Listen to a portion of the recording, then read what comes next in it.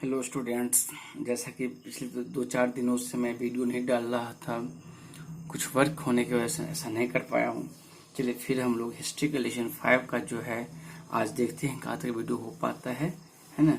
आज मैं डाल रहा हूँ यूट्यूब पे और आप लोग देखिएगा, समझने का प्रयास कीजिएगा। कोई दिक्कत हो तो कमेंट बॉक्स में कमेंट कीजिएगा, फिर इसको शेयर लाइक सब्सक्राइब कीजिएगा, है ना। चलिए चैप्टर शुरुआत करते हैं। चैप्टर की हेडिंग है कॉलोनियलिज्म एंड ट्राइबल सोसाइटीज, यानी उपनिवेशवाद और जनजातीय समाज या आदिवासी समाज। ठीक है, देखिए यहाँ पे इंट्रोडक्शन से हम लोग शुरुआत करते हैं। As we have in the previous chapters, the British became the supreme political power in India by the middle of the 19th century। जैसे कि हम लोग पहले पढ़ चुके हैं, जो 19वीं शताब्दी के मध्य तक ब्रिटिश जो है एक सुप्रीम पॉलिटिकल पावर बन चुका था। 1857 का जो रिवोल्ट वो जीत लिया, उसके बाद एक महत्वपूर्ण राजनीतिक सत्ता के रूप में उसका स्थापना हो चुका था। A large part of country was under direct control, यानी देश का अधिकांश भाग जो है उनके गिरफ्त में था, उनके अधीन था। A large number of rurals and local zamindars were deposed of their land, यानी अधिकांश जमींदारों को जो उनके लैंड से बेदखल कर दिया गया। And this chapter will discuss the changes within the tribal societies and their economies. और हम लोग इस चैप्टर में इसी बात को पढ़ेंगे कि ट्राइबल सोसाइटीज लोग में कैसे परिवर्तन आया, उसके आर्थिक गतिविधि में कैसे परिवर्तन हुआ, इकोनॉमिक क्षेत्र में कैसे परिवर्तन हुआ due to the British colonialism, British उपनिवेशवाद की वजह से क्या परिवर्तन हुआ, है ना। इंपॉर्टेंट ट्रैवल रिवोल्ट्स, और हम लोग ये भी पढ़ेंगे जो महत्वपूर्ण ट्रैवल रिवोल्ट्स क्या क्या हुए, इस बात को भी हम लोग इस चैप्टर में पढ़ेंगे। ठीक है ना, उसका क्या इफेक्ट पड़ा, ये सभी बात हम पढ़ेंगे। चलिए आगे देखते हैं। जैसे यहाँ दिया है, द ट्राइबल कम्युनिटीज और आदिवासी कंप्राइजेज और substantial parts of the Indian population according to the census of 2001। यानी यहाँ कह रहे हैं जो हमारे देश की जनसंख्या का जो है ट्राइबल कम्युनिटी का एक महत्वपूर्ण भाग है। 2001, यहाँ 2011 के अनुसार डाटा देना चाहिए, यानी अपडेट हुआ जाना चाहिए था, लेकिन नहीं किया गया है। चलिए फिर भी खैर 2001 के अनुसार जो है जनसंख्या के अनुसार ट्राइबल पॉपुलेशन जो है लोग वो 84 मिलियन के आसपास है, 84 मिलियन के आसपास है ना। और मुख्य रूप से ये लोग जो है ओडिशा, बिहार, झारखंड, मध्य प्रदेश एंड महाराष्ट्र, इन सब प्रदेशों में रहते हैं। They are also settled in small states, ये छोटे छोटे राज्यों में भी, जैसे गोवा है, दादरा एंड नगर हवेली है, लक्षद्वीप है, मिजोरम है, मेघालय है, सिक्किम है, नागालैंड, इन सब राज्यों में भी है। In the north eastern states of Arunachal Pradesh, Meghalaya, Mizoram, Nagaland, यानी नॉर्थ ईस्टर्न यानी उत्तर पूर्व का जो राज्य है, ये तीनों राज्य जो है, चारों राज्य जो है, उनमें आपको 90% से भी अधिक आपको ट्राइबल्स लोग ही रहते हैं। However in the north states, जैसे असम हो गया, मणिपुर हो गया, सिक्किम हो गया, त्रिपुरा हो गया, यानी ये भी नॉर्थ ईस्ट का ही स्टेट्स है, लेकिन यहाँ पे जो है 23% ऑफ टोटल पॉपुलेशन का है, वहाँ पे आदिवासियों की संख्या, है ना, यानी वहाँ उतना अधिक नहीं है। ट्राइबल सोसाइटीज एंड इकोनॉमीज, इसकी अब उसको हम लोग देखते हैं। Tribal societies are identified by number of trades, यानी उसको हम विभिन्न चिन्हों से पहचान सकते हैं। These include language, social organisation, यानी उसको हम भाषा के आधार पे, सोशल सामाजिक संगठन, रिलीजियस अफिलिएशन यानी धार्मिक मान्यताएं, इकोनॉमिक पैटर्न्स यानी आर्थिक व्यवस्था, जियोग्राफिकल लोकेशंस यानी भौगोलिक स्थिति, सेल्फ आइडेंटिफिकेशन यानी स्व पहचान के आधार पर उसको हम पहचान सकते हैं। दे typically live in hilly and forest regions in semi arid areas and hilly lands, यानी ये लोग मुख्य रूप से पहाड़ी एरिया में, जंगली एरियाओं में, ऊंची भूमि पे जो अर्ध शुष्क, सेमी एरिड में अर्ध शुष्क एरिया में रहा करते हैं। हालांकि उस सब क्षेत्र में विकास हो चुका है। They generally speak their tribes language, they tend to form sufficient economic units, यानी ये लोग जो प्राय ट्राइबल भाषा बोलते हैं, और इन लोग का जो व्यवस्था होता है, उन लोग का जो इकोनॉमिक सिस्टम होता है, सेल्फ सफिशिएंट होता है। For most tribal people land use rights traditionally drive simply from tribal membership, यानी अधिकांश लोग जो ट्राइब्स लोग जो माने फॉरेस्ट का यूज करते हैं, उन लोग को परंपरागत ढंग से जो है लैंड मिली हुई रहती, भूमि मिला हुआ रहता है। Tribal society tends to be egalitarian, यानी जनजातीय लोग जो होते हैं आपको इगैलिटेरियन होते हैं, यानी आपको क्षमतावादी होते हैं, वो समानता के सिद्धांत पर चलते हैं। They choose there leader based on ties of kingship and personality rather than on hereditary status, यानी वह वंशानुगत आधार पर नहीं बल्कि व्यक्तियों की क्षमता के आधार पर, उनके व्यक्तित्व के आधार पर जो है राजा का चुनाव करते हैं। Often they practice civilian farming rather than the intensive farming, यानी वो लोग जो है शिफ्टिंग कल्टीवेशन करते हैं, है ना। शिफ्टिंग कल्टीवेशन को हम लोग जो है आपको शिफ्टिंग कल्टीवेशन भी कहते हैं, सॉरी स्वीडन फार्मिंग को हम लोग शिफ्टिंग कल्टीवेशन भी कहते हैं।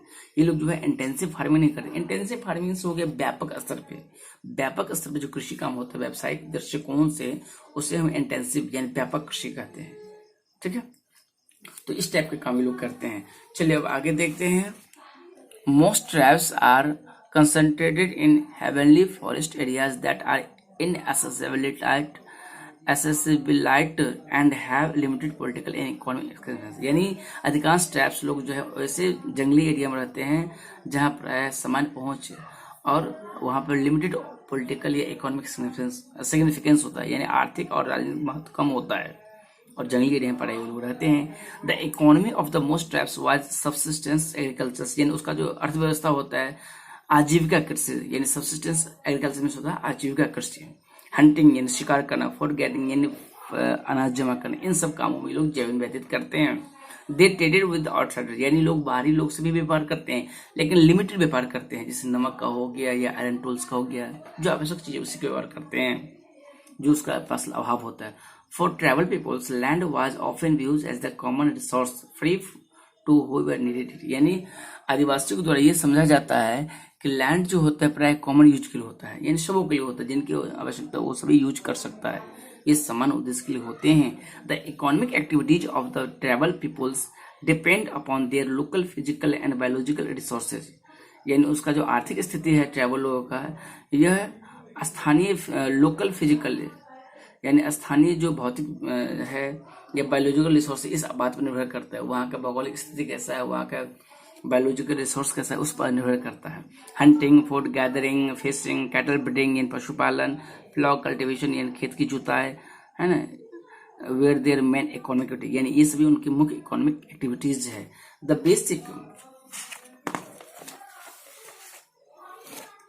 Basic units of the tribal communities is the family, है ना, उनका जो है समुदाय का जो महत्वपूर्ण जो छोटा यूनिट होता है, सबसे छोटा यूनिट जो होता है फैमिली होता है। Womens play vital role in the domestic as well as economic pursuits among the tribes, यानी जनजातीय लोगों का जो महिलाएं होती है वो गृह कार्य भी करती है और साथ साथ वो अपने पुरुष मेंबर के साथ बाह्य वर्क में भी हाथ बटाते हैं।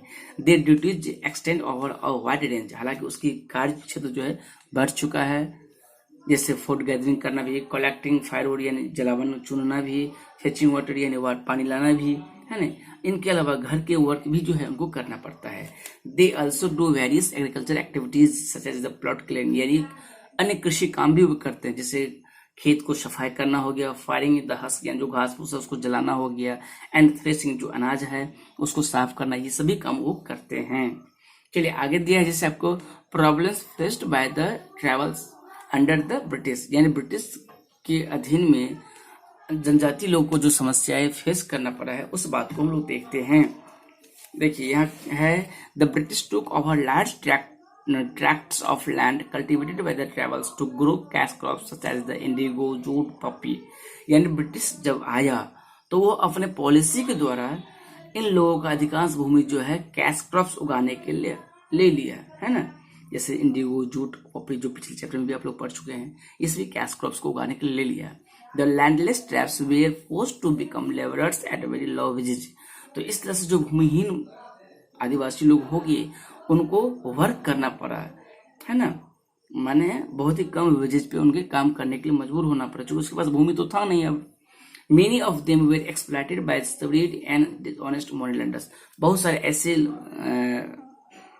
जनजाति लोग हुए जिनका जो है मनी लेंडर द्वारा यानी साहूकार के द्वारा जो है एक्सप्लॉइटेशन यानी शोषण हुआ, है ना, बेईमान साहूकार के द्वारा उनका शोषण हुआ, ठीक है। अब है they became the poorest of the poor part of the society in the terms of both income and resources, यानी कह सकते हैं हम लोग आर्थिक मामला में भी और संसाधन के मामला में भी ये बहुत गरीब से गरीब होते गए। संसाधन उनके हाथों से निकल गया और संसाधन था नहीं तो वो इनकम कर कैसे सकता था। इस तरह से उनकी स्थिति और दयनीय होती गई, है ना। Forest and land revenue laws of the British proved fatal for them, यानी जो जंगल से संबंधित और लैंड का से संबंधित जो रेवेन्यू था वो उसके लिए, माने जंगल से संबंधित और भूमि से संबंधित जो कानून ब्रिटिश का द्वारा बनाया गया वो ऐसा था जो उसके लिए फैटल साबित हुआ, यानी दुर्भाग्य साबित हुआ। Large areas fail into the hands of the non tribals, यानी अधिकांश भूमि जो है नॉन ट्राइबल्स के, यानी ट्राइबल्स के हाथों से छीन गया और नॉन ट्राइबल्स जो थे, बाहरी लोग जो थे, उनके हाथों में चला गया। ठीक है, डेवलपमेंट के नाम पे चला गया। During the British colonial periods, यानी ब्रिटिश का जो औपनिवेशिक शासन था उस समय, the economic and administrative policies adversely affected the tribal communities, यानी ब्रिटिश का जो इकोनॉमिक और प्रशासनिक जो पॉलिसी था, नीति था, वो एडवर्सली यानी बुरे ढंग से जो है प्रभावित किया। किसको? ट्राइबल कम्युनिटीज को। The forest regulation act of 1865, यानी 1865 का जो फॉरेस्ट रेगुलेशन एक्ट था वह जो है इन लोगों को बहुत प्रभावित किया, है ना। और ब्रिटिश को जो है एम्पावर्ड करता है किसी भी लैंड को लेने के लिए, किसी भी फॉरेस्ट को क्लियर करने के लिए, है ना, अपने अंडर में लेने के लिए। The act made no provisions regarding the rights of the tribes, यानी इस एक्ट में कोई ऐसी बात नहीं की गई जिससे कि ट्राइब्स लोग के अधिकार की रक्षा की जा सके। Eight several places the land settlements measures affected their tradition of joint ownership of land. बहुत जगह पे ऐसा हुआ कि इन लोगों का जो सामूहिक संपत्ति था, एक भूमि, उसका अधिकार छिन गया, उनकी मालिकाना हक छिन गई और उनकी स्थिति दयनीय होती गई। चलिए हम लोग नेक्स्ट वीडियो में जो है नेक्स्ट पार्ट में जो है हम लोग ट्राइबल रिवोल्ट्स के बारे में पढ़ेंगे। ठीक है, ओके।